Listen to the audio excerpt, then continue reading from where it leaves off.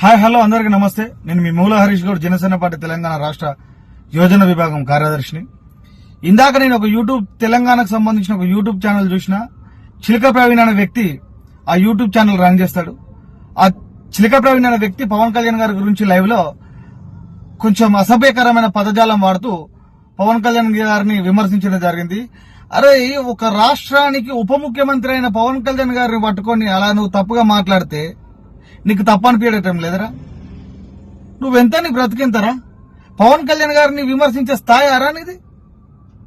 ఇంకొకసారి పవన్ కళ్యాణ్ గారు తెలంగాణకి ఏం చేసిండు, తెలంగాణ రాకపోతే నేను పండుకుంటా అది ఇది అని చెప్పేసి మాట్లాడుతున్నావు. తెలంగాణలో పుట్టిన నువ్వేం చేసినావురా తెలంగాణకు? అది చెప్పరా వెధవా. అరే, పవన్ కళ్యాణ్ ఫ్యాన్స్ అది అని చెప్పేసి నోటికొచ్చినట్టు మాట్లాడుకున్నావు. అరే రే అని ఎందుకు అంటున్నావురా? ఏ విధంగా మాట్లాడతావురా భయ్ నువ్వు?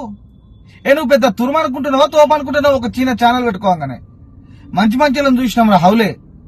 ఇంకొకసారి పవన్ కళ్యాణ్ గారిని తప్పుగా మాట్లాడితే, పవన్ కళ్యాణ్ గారి అభిమానుల మనోభావాలు దెబ్బతినేటట్లు మాట్లాడితే ఏమ్రా తెలంగాణ?